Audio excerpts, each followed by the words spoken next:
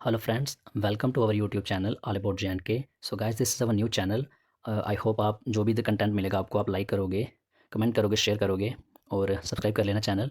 और रोज़ आपको जेके एसएसबी की जो भी तैयारी कर रहे हैं उनको कुछ ना कुछ कंटेंट इधर मिलता ही रहेगा।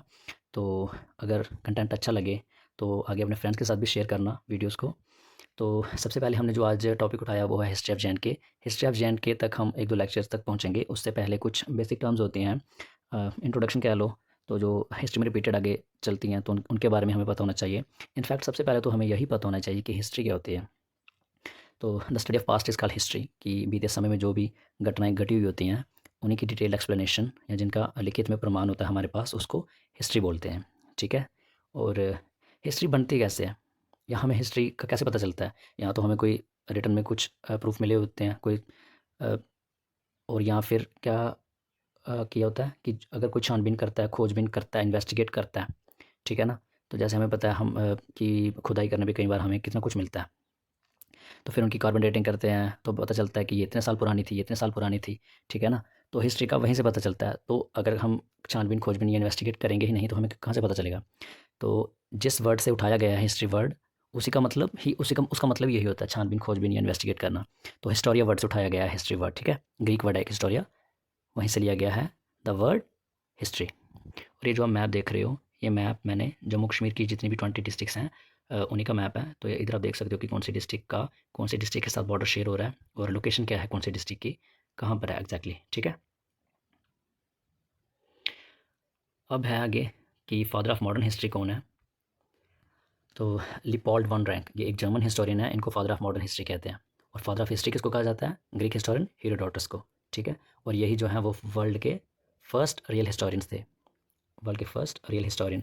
इनकी एक किताब है हिस्ट्रीज, जिस किताब में इन्होंने क्या किया है, बहुत ही डिटेल में बताया है इवेंट्स के बारे में, जो ग्रीक और पर्शिया की वार हुई थी ना, उसके बारे में बताया, जिसमें ग्रीक मतलब जीत गया था ग्रीक, और सलामीज़ में हुई थी ये वॉर, ठीक है। बहुत ही फेमस किताब है इनकी हिस्ट्रीज। और हेरोडोटस को ही कहा जाता है first real historian of the world, और फादर ऑफ हिस्ट्री भी यही हैं। अब कुछ स्टेटमेंट आगे, हिस्ट्री रिपीट्स इटसेल्फ। ये एक स्टेटमेंट किसने दी है? एक जर्मन फिलोसफर थे हेगल, उन्होंने दी है। इसका क्या मतलब हुआ कि इतिहास खुद को दोहराता है। और इसी स्टेटमेंट को थोड़ा और एक्सटेंड करके कार्ल मार्क्स ने लिखा कि history repeats itself, first as tragedy and second as farce. कि इतिहास खुद को दोहराता तो है लेकिन first as tragedy and second as farce. Farce का क्या मतलब होता है? मजाक। और ट्रेजेडी का तबाही, त्रासदी, कुछ भी कह लो आप। तो इसको हम एक एग्जाम्पल के तहत समझते हैं। जैसे कोरोना आया था ना, तो वो कितनी त्रासदी लेकर आया था। कितने लोग मरे थे, हॉस्पिटल्स में लोगों को सिलेंडर भी नहीं मिलते थे, ठीक है। बिज़नेस में लोगों को कितना नुकसान हुआ था, और लोगों को जॉब से, जो प्राइवेट जॉब करते थे, उनको निकाला गया था, वहाँ से निकाल दिए गए थे वो। तो सभी के लिए वो बैड एक्सपीरियंस था, इतना अच्छा एक्सपीरियंस नहीं था वो, बहुत ही ट्रेजेडी लेकर आया था वो, ठीक है। तो अब आज की डेट में क्या होता है, अगर कोरोना आए या कोरोना की कोई बात करता है, बच्चे इतने खुश होते हैं कि कोरोना आ जाना चाहिए, हमारे हमारे एग्ज़ाम पोस्टपोन हो जाएँ या हमें मास प्रमोशन मिल जाए। तो उसकी वजह, या तो हम वेल प्रिपेयर्ड हैं या हमें सारा पता है कि ऐसा-ऐसा हुआ था, ऐसा-ऐसा होगा। ठीक है, तो यही मतलब था कि फर्स्ट एज़ कोई भी अगर मतलब कोई चीज़ होती है तो एज़ अ ट्रेजेडी ही होती है, लेकिन सेकंड एज़ फार्स बाद में वो मज़ाक बन के रह जाती है, ठीक है। अब कुछ और आगे स्टेटमेंट और कुछ बेसिक बेसिक टर्म्स हैं। ये टर्म्स जो आप आई थिंक 5th-6th क्लासेस से ही देखते आ रहे होंगे, आपको पता भी होंगी, बट फिर भी एक बार फिर से पढ़ लेते हैं। तो आगे है बीसी। बीसी क्या होता है? Acronym of before Christ. Acronym क्या मतलब होता है? मिनिएचर फॉर्म जिसको हम बोलते हैं, या शॉर्ट फॉर्म कह लो, ठीक है, short form of before Christ. तो जो लॉर्ड जीसस थे उनके बर्थ के जो पहले के ईयर्स हैं उनको बिफोर क्राइस्ट कहते हैं, और जो बाद के ईयर्स हैं उनको एनो डोमिनी कहते हैं, ठीक है। तो ये बहुत पहले से ही आप सुनते आ रहे होंगे। जैसे एक एग्जांपल दिया कि Gautam Buddha was born in 563 BC and died in 483 BC, ठीक है। और एनो डोमिनी का मतलब यही होता है in the year of lord Jesus, या years beginning with the birth of lord Jesus. तो जैसे एक एग्जांपल दिया इन्होंने कि Jesus Christ was crucified in 30 AD. तो क्रूसिफाइड का क्या मतलब होता है? सूली पे लटकाना, ठीक है। और टाइमलाइन के तहत समझते हैं, आपको और अच्छे से समझ आएगा। ये जो आप देख रहे हो ना, ये ज़ीरो, ये समझ लीजिए आप कि यही वो ईयर है, ईयर ऑफ लॉर्ड जीसस, या year beginning with the birth of lord Jesus, या लॉर्ड जीसस का बर्थ का ईयर यही है, ठीक है। तो इससे आगे के जो ईयर्स हैं, जो 2024 तक फॉरवर्ड काउंटिंग में चलते आ रहे हैं, ठीक है। और ये जो बैकवर्ड चलते जा रहे हैं ये बिफोर क्राइस्ट, क्योंकि उनके बर्थ के पहले और एडी वाले बर्थ के बाद से, ठीक है। और ये जो एडी है ना, इसको हम कॉमन एरा भी कहते हैं, CE। और ये जो BC है, इसको BCE भी कहते हैं।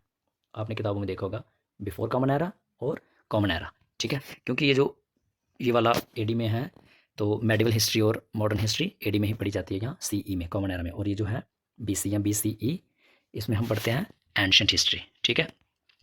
अब कईयों के माइंड में डाउट आता होगा कि यार BC में हमें पता नहीं चलता कि पहले क्या आया होगा। तो सिंपल सा एक वो है कि जितनी ज़्यादा वैल्यू है वो सबसे पहले आया होगा। जैसे 1000 BC है तो वो पहले आया होगा, ठीक है।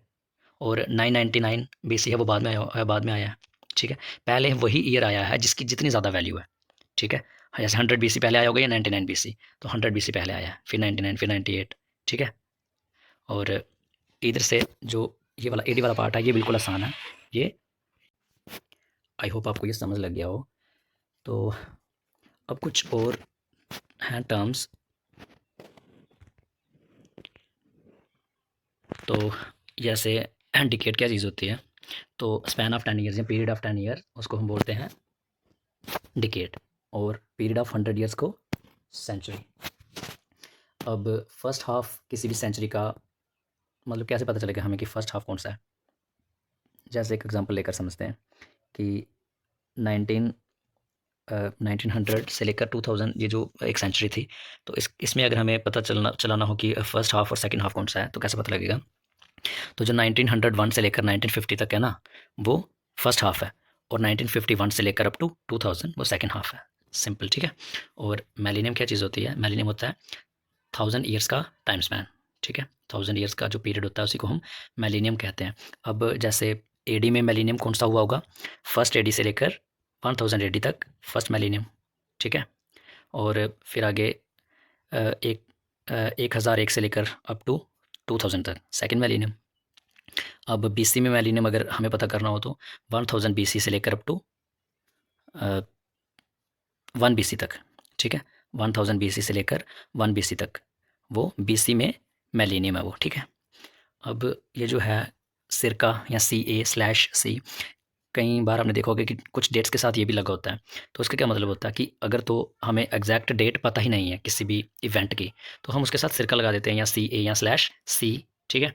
तो अगर कहीं ये लगा हो तो उसका मतलब होता है कि ये एग्जैक्ट डेट नहीं है, मतलब अराउंड अबाउट है, कि आस पास है, लेकिन बिल्कुल एग्जैक्ट नहीं है। सिरका या CA/C का ये मतलब होता है। तो गाइज आई होप आपको ये कुछ जो टर्म्स थी इनके बारे में, ये आपको पहले से पता होगी, आई नो, बट फिर भी शुरुआत यहीं से करना मेरे को लगा कि अच्छा रहेगा।